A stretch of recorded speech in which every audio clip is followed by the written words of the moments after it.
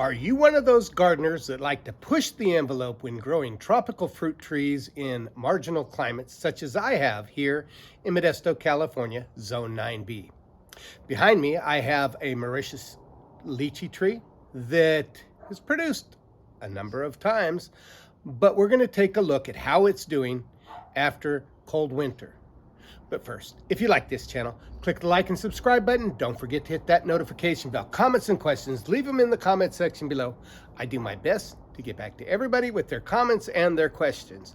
So let's take a look at my Mauritius lychee and we'll discuss it.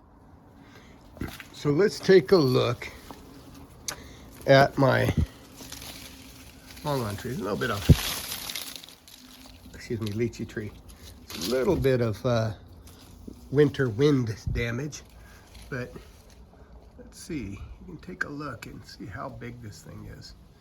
And one thing you'll notice is there's not been any winter cold damage. It is looking pretty darn good. Let's take a look. Let me go around the side. Now, this is in an area that's really too much growth. I've got palm trees and stuff like that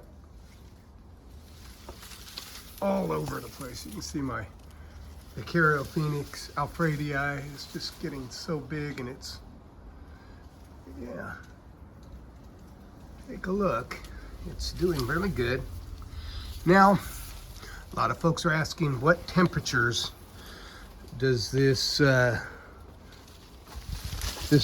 Mauritius lychee get every year? And pretty much every year it sees freezing temperatures, 28, 27 degrees, but doesn't seem to be damaging it.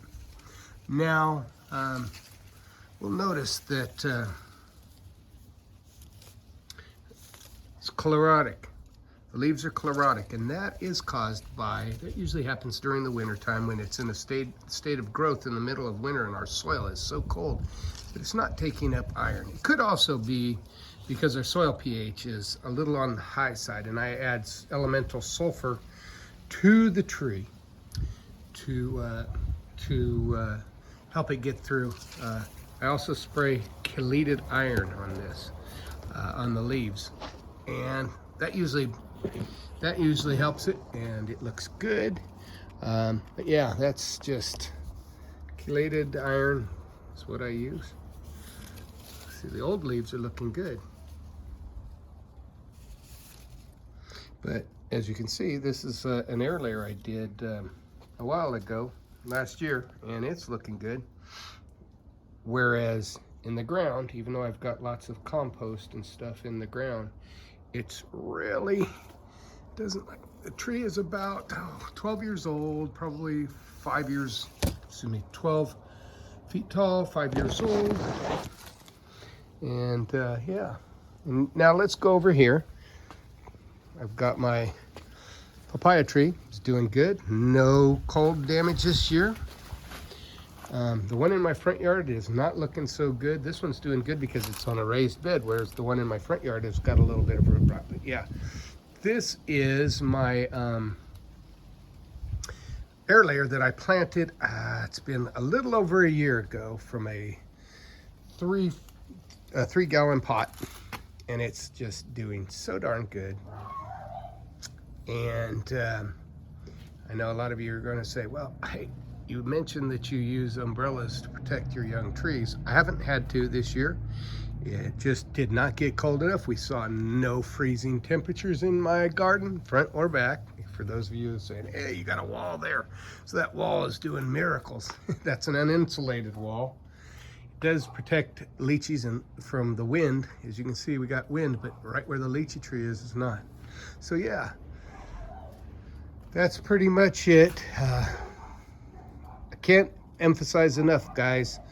Plant whenever you're having a problem with hardiness and stuff, try raised bed. Yeah, it's not going to protect from the cold, but you're going to have trees that are really healthy going into winter, and a healthy tree going into winter does best.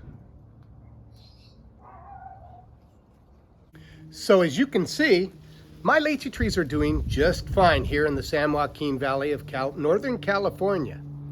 There's a few things that I have to do every year, such as add elemental sulfur to the soil.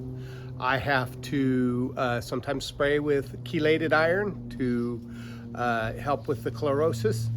But for the most part, lychee trees can be very easy to grow, even in Zone 9B.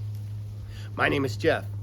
If you like this channel, click the like and subscribe. If you are interested in my new vlog channel, Modesto Jeff, go to that on YouTube and subscribe. You have a wonderful day.